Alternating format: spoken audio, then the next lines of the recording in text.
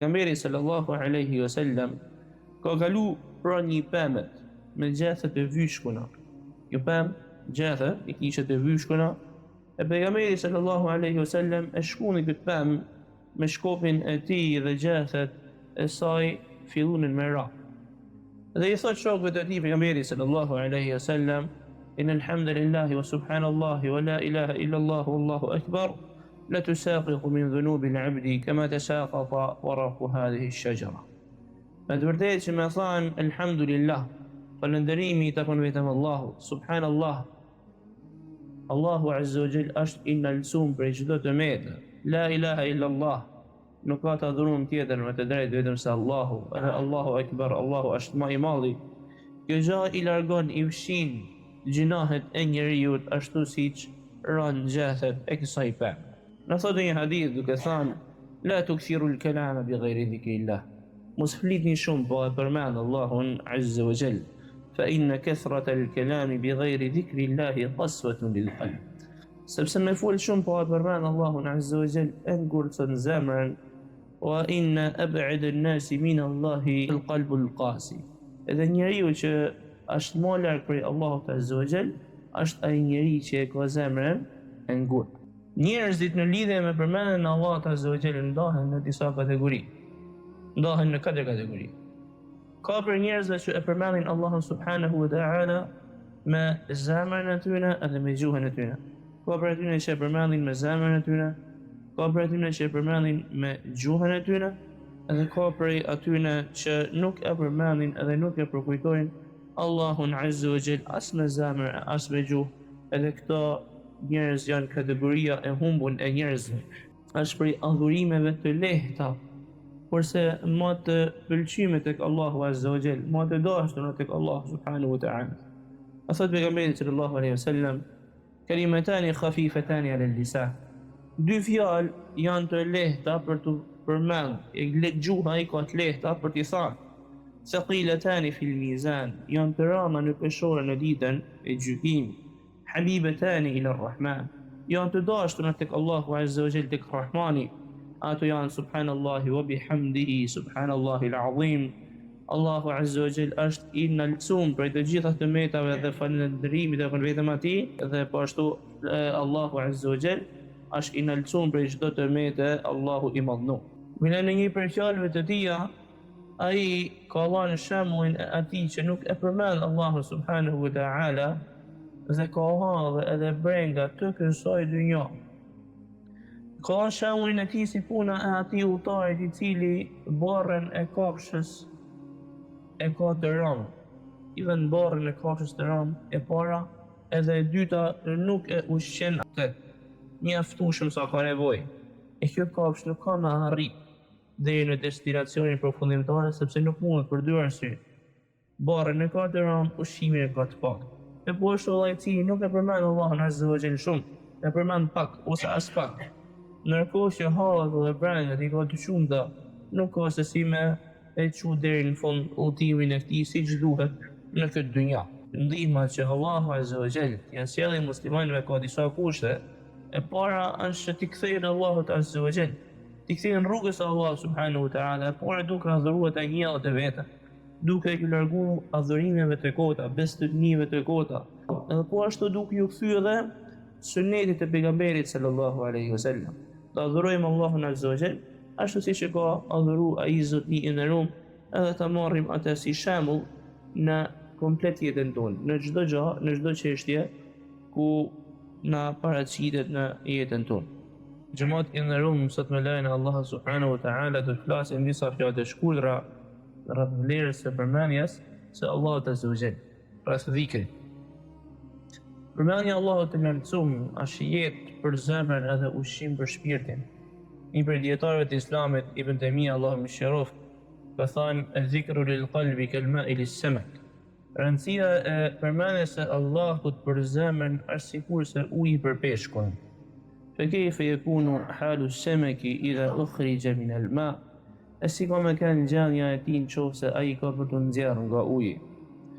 Nuk ka mundësi që zemra e njërit të jetë e plotësuar pa përmendjen e Allahut azza wa jall, e gëzimi I vërtet dhe jeta e vërtetë e zemrës është me dhikrin me përmendjen e tij.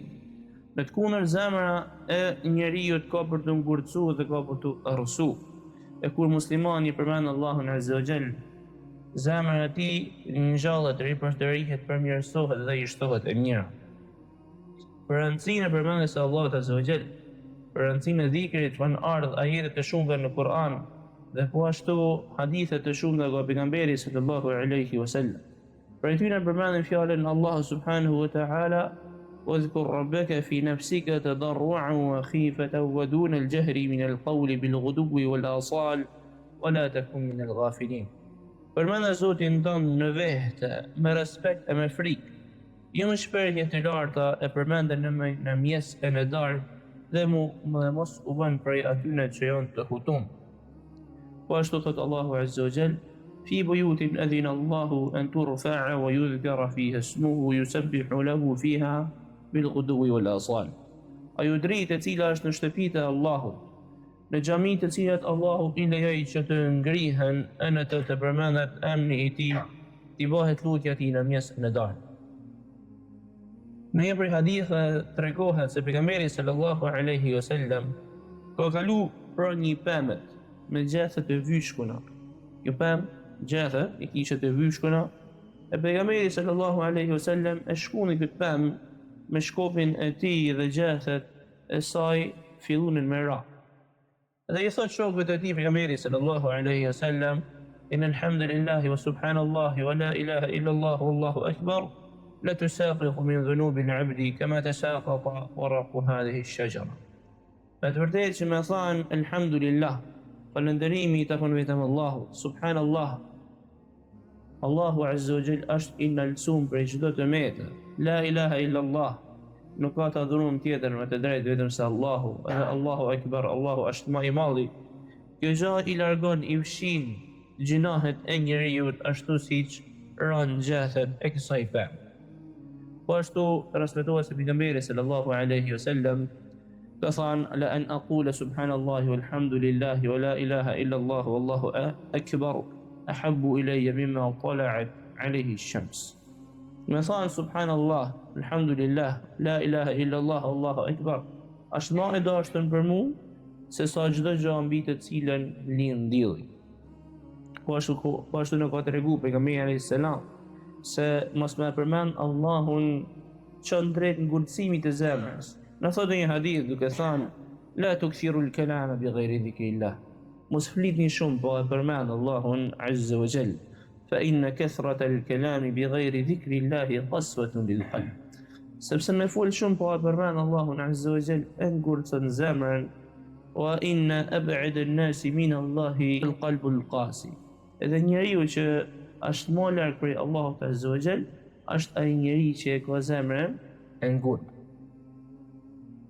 Njerëzit mbledhen, diskutojnë, rrinë me një tjetrin, flasin për çështje të ndryshme, por se dhajet edhe mbledhjet e të cilat nuk përmendet Allahu Azza wa Jall, nuk përkujtohet fjala e Allahut subhanahu wa taala, nuk bie selavat mbi pejgamberin sallallahu alaihi wasallam e rradh, na ka tregu profeti alaihi salam se këto dhaje bëhen keqardhje për njeriu në ditën e gjykimit, sepse ai e ka humbur kohën e tij me një gjatë të padobishme.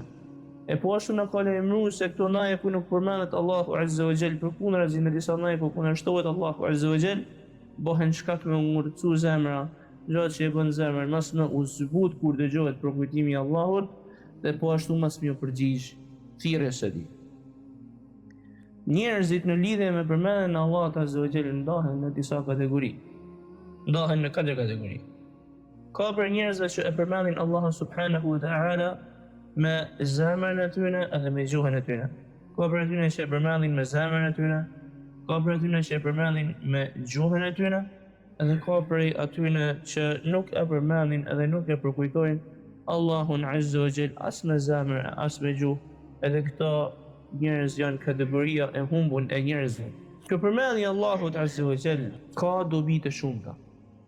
Prej dobive të tyre në rrallë parë është fjala Allahut Azza wa Jall: Ala bi dhikrillahi tatma'innul qulub. Me të vërtetë që me përmendjen e Allahut qetësohen zemrat. Mejliset e dhikrit, vendet ku përmendet Allahu Azza wa Jall, janë mejlise naje ku prezantojnë me laiket, ëngjët e Allahut Azza wa Jall, kurse në të kundërt mejliset ku kundërshtohet Allahu janë mejliset e shejtanëve. Dhikri i jep fytyrës së njerit shkëlqim në këtë botë edhe në botën tjetër. E ruan prej syfatësisë, prej dyftërsisë, sepse hipokritët e përmendin shumë pak Allahun Azza wa Jall. Është ushqim për zemrën dhe për shpirtin. Po ashtu dhikri i shumt e largon njerin prej gibetit, prej gojimit, prej të iqimit të fjalëve prej të njëri të tjetër, pirranave edhe prej gjanave dhe fjalëve të ulta. Po ashtu e bën zemrën e njerit të lumtur, edhe siç ta ka treguar profeti sallallahu alaihi wasallam, dhikri është fidan prej fidaneve të xhenetit. Ashtu siç ta tregon pejgamberi alaihi salam në hadith, thot wa anna ghirasaha subhanallahi walhamdulillahi wa la ilaha illallah wallahu akbar. Edhe fidanet e xhenetit, fidanet për pemëve të xhenetit janë fjalët subhanallah walhamdulillah wa la ilaha illallah wallahu akbar. Po ashtu dhikri është prej adhurimeve të lehta, kurse më të pëlqyme tek Allahu Azza wa Jall, më të dashur tek Allahu subhanahu wa ta'ala. Asad pejgamberi sallallahu alaihi wasallam, kalimatani khafifatani ala lisan. Dy fjalë janë të lehta për të përmend, gjuha i ka të lehta për t'i thënë. Thaqilatani fil mizan, janë të rënda në peshorën në ditën e gjykimit. Habibatani ila ar-Rahman, janë të dashura tek Allahu Azza wa Jall, tek Rahmani. Ato janë subhanallahi wa bihamdihi, subhanallahi al-azim. Allahu Azza wa Jall është i nalëcum për të gjitha të metave dhe falëndërimit e për vetëm atij, dhe po ashtu Allahu Azza wa Jall është i nalëcum për çdo të mete, Allahu i madhnu. Disa dietarë kanë thënë fjalë të ndryshme, citime të ndryshme rreth dhikrit, dhe për tyre përmenden disa prej fjalëve të Ibn Qayyimit, Allahu mëshiroft. Ai ka thënë përmendja e Allahut i jep fuqi njeriu, saqë duke përmend atë ai i kryen punë që zakonisht nuk mundet me i kryer. Pra i jep dhikri, i jep forcë, bëhet shkak që Allahu Azza wa Jalla i jap forcë muslimanit edhe në kryerjen e punëve të kësaj dhunja. Po ashtu thot, vërtet se në zemër ka një ngurtësim të cilin nuk e shkrin asgjë tjetër përveç se përmendjes së Allahut. Prandaj njeriu duhet me kuru ngurtësinë e zemrës së tij me përmendjen e Allahut Azza wa Jalla. Po ashtu thot që përmendja e Allahut është dritë për njeriu në këtë jetë, në varr dhe po ashtu edhe në botën tjetër, që i shkëlqen këtij njeriu përpara për në urën e siratit. E po ashtu thot që Allahu ka pas shkak për çdo gjë.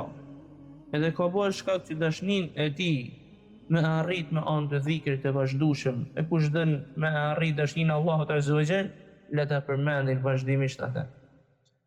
Vjen në një prej fjalëve të tija, ai ka dhënë shembullin e atij që nuk e përmend Allahun subhanahu wa ta'ala dhe ka hallë edhe brenga të kësaj dynja. Ka dhënë shembullin e tij si puna e atij udhëtarit i cili barrën e kafshës e ka të rëmë. I vën barrën e kafshës të rëmë e para, edhe e dyta nuk e ushqen atë, mjaftueshëm sa ka nevojë.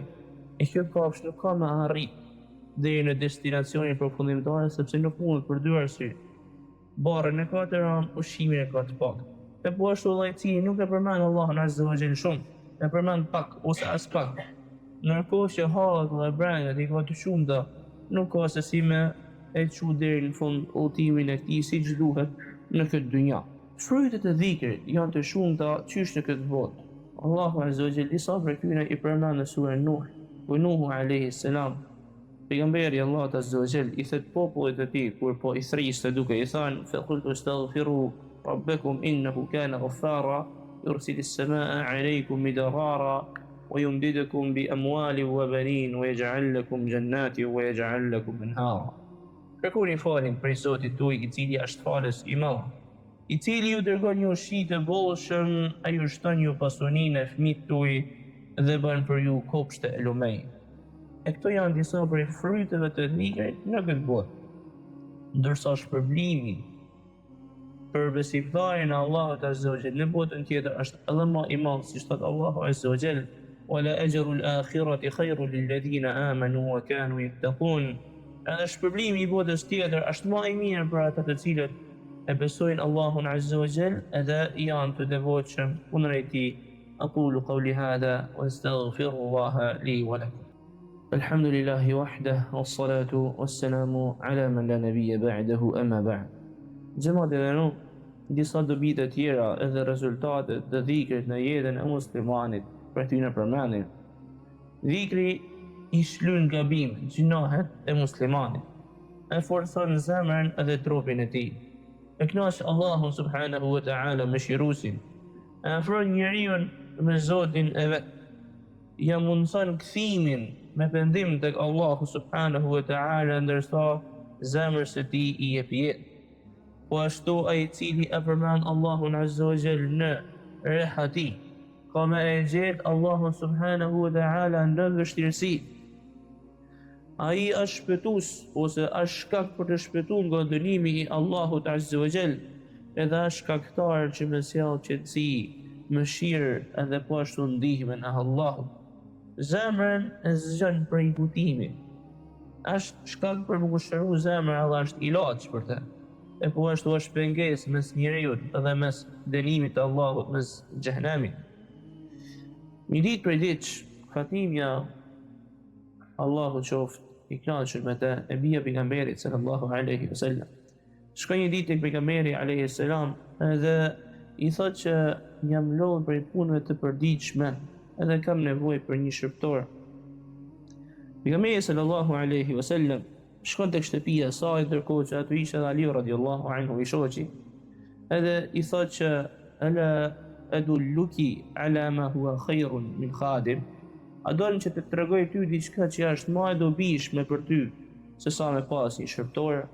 I thotë tusabbihina Allaha 33 وتحمدين 33 وتكبرين 34 حين تأخذين مضجعك. Kur të shkosh për të fjetë, thuj 33 herë Subhanallah, 33 herë Elhamdulillah dhe 34 herë Allahu Akbar. Edhe thot Ali radiallahu anhu, këtë dhikër, këtë përmendje nuk e kam lanë as në luftën e Siffinit, një prej luftrave. Po ashtu Yunusi a.s., një prej pejgamberëve të Allahut Azza wa Jall, I cili kur u fut në barkun e peshkut, humbi shpresat prej udhëzimit të popullit të tij, u largu prej tyre edhe përfundoi në barkun e peshkut. Në atë moment ai I kërkon falje Allahut Azza wa Jall. E përmend Allahun Azza wa Jall edhe I kthehet Allahut Azza wa Jall me pendim. Edhe fjalët e tij na I tregon Kur'ani, I thot la ilaha illa ant. Nuk ka të adhurum tjetër me të drejtë vetëm se ti, o Allah. Pra I kthehet Allahut Azza wa Jall edhe na tregon që adhurimi I kushtohet vetëm atij, çdo lloj adhurimi, qofshin ato adhurime të hapta ose të fshehta.